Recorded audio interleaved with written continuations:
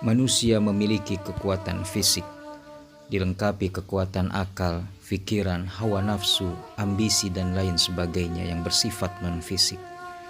Kedua perangkat tersebut menjadi bukti kekuasaan Allah Subhanahu wa Ta'ala yang telah menciptakan manusia dalam bentuk sebaik-baiknya.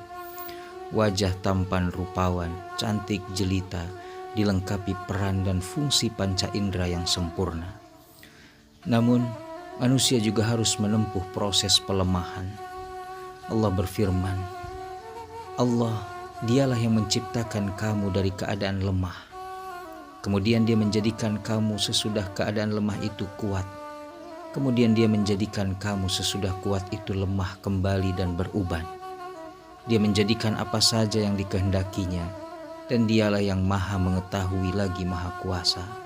Al-Quran Surah Ar-Rum ayat 54. Kekuatan dan kekuasaan manusia sebagai bagian dari berbagai jenis makhluk ciptaan Allah Subhanahu wa Ta'ala tentu memiliki batas. Baik batas usia, kebugaran, daya fikir maupun kekuasaan atas segala sesuatu yang meliputi harta, pangkat, jabatan, dan lain-lain. Tidak ada yang langgeng. Semua akan menemui ujung pada titik tertentu. Apakah berupa ajal kematian? Apakah berupa selesainya suatu garapan pada satu bidang kerja?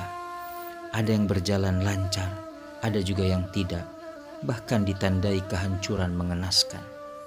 Tidak ada yang abadi di muka bumi ini. Setiap yang bernyawa akan menemui maut, termasuk dalam hal kekuasaan duniawi. Banyak orang yang mendapat amanah kekuasaan dari Allah melalui rakyat yang memilih seseorang menjadi pemimpin formalnya, mulai dari tingkat tertinggi hingga terendah. Tapi kekuasaan nyata tetap ada pada Allah Subhanahu wa Ta'ala. Karena itu di dalam Al-Quran terdapat banyak kisah tentang para penguasa zaman dulu yang sombong dan arogan, menyalahgunakan kekuasaannya untuk berbuat zalim. Bukan saja terhadap manusia, rakyat yang seharusnya dipimpin serta diayomi, melainkan juga zalim kepada Allah Subhanahu wa Ta'ala. Sebut saja Namrud, Fir'aun, yang kemudian harus menemui kehancurannya karena kekuasaannya yang digunakan untuk berbuat kezaliman. Semua itu mencontohkan betapa kekuasaan, terutama yang disalahgunakan, sangat rawan ditelan kehancuran. Itu menunjukkan kekuatan dan kekuasaan manusia amat terbatas, sangat kecil dibandingkan maha pemilik kekuasaan Allah Subhanahu wa Ta'ala yang memerintahkan semua manusia beriman dan bertakwa kepadanya.